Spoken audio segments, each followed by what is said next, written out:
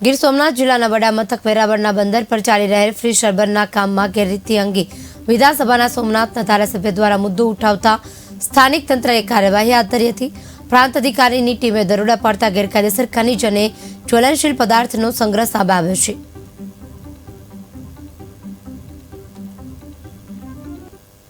माननीय collector Shri Gir Somnath D Jadeja साहेबनी सूचना अनुसार विविध टीम बनाईने जे वेरावळ पोर्ट पर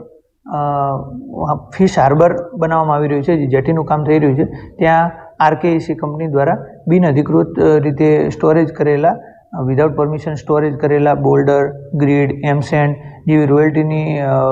ત્યાં આગળ સામાન જે બિનઅધિકૃત રીતે સ્ટોર કરેલ છે એ બાબતની એની જપ્તી કરવામાં આવી હતી। સાથે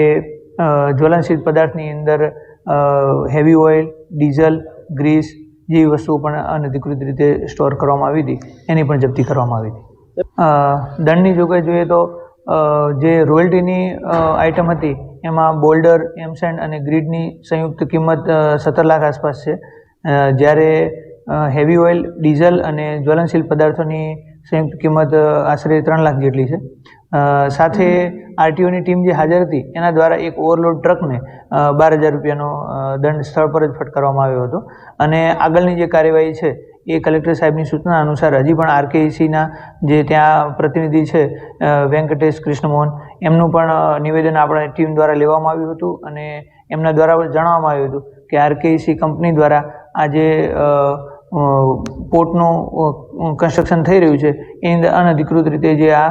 સ્ટોરેજ કરેલ હતા એ બાબતે નિવેદન પણ આપેલું છે અને અમારી ટીમ દ્વારા એનું રોજકામ પણ કરવામાં આવેલ છે।